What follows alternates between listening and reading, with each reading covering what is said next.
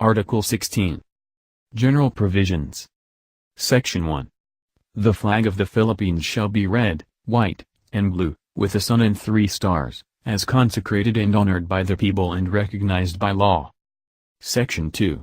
The Congress may, by law, adopt a new name for the country, a national anthem, or a national seal, which shall all be truly reflective and symbolic of the ideals, history, and traditions of the people. Such law shall take effect only upon its ratification by the people in a national referendum. Section 3. The state may not be sued without its consent. Section 4. The armed forces of the Philippines shall be composed of a citizen armed force which shall undergo military training and serve as may be provided by law. It shall keep a regular force necessary for the security of the state. Section 5. All members of the armed forces shall take an oath or affirmation to uphold and defend this Constitution. The state shall strengthen the patriotic spirit and nationalist consciousness of the military, and respect for people's rights in the performance of their duty. Professionalism in the armed forces and adequate remuneration and benefits of its members shall be a prime concern of the state. The armed forces shall be insulated from partisan politics. No member of the military shall engage, directly or indirectly, in any partisan political activity, except to vote. No member of the armed forces in the active service shall, at any time, be appointed or designated in any capacity to a civilian position in the government, including government-owned or controlled corporations or any of their subsidiaries. Laws on retirement of military officers shall not allow extension of their service. The officers and men of the regular force of the armed forces shall be recruited proportionately from all provinces and cities as far as practicable. The term of duty of the Chief of Staff of the Armed Forces shall not exceed 3 years. However, in times of war or other national emergency declared by the Congress, the President may extend such term of duty. Section 6.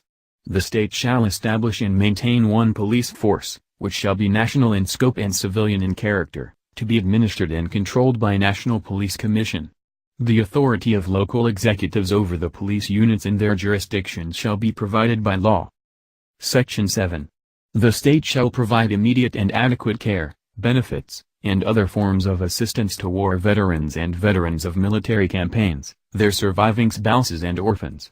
Funds shall be provided therefor and due consideration shall be given them in the disposition of agricultural lands of the public domain and, in appropriate cases, in the utilization of natural resources.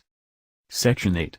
The state shall, from time to time, review to increase the pensions and other benefits due to retirees of both the government and the private sectors. Section 9. The state shall protect consumers from trade malpractices and from substandard or hazardous products. Section 10. The state shall provide the policy environment for the full development of Filipino capability and the emergence of communication structures suitable to the needs and aspirations of the nation and the balanced flow of information into, out of, and across the country, in accordance with a policy that respects the freedom of speech and of the press.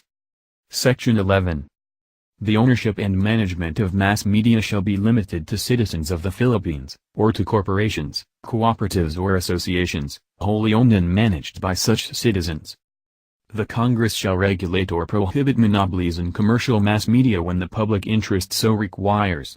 No combinations and restraint of trade or unfair competition therein shall be allowed. The advertising industry is impressed with public interest, and shall be regulated by law for the protection of consumers and the promotion of the general welfare. Only Filipino citizens or corporations or associations at least 70% of the capital of which is owned by such citizens shall be allowed to engage in the advertising industry. The participation of foreign investors in the governing body of entities in such industry shall be limited to their proportionate share in the capital thereof, and all the executive and managing officers of such entities must be citizens of the Philippines.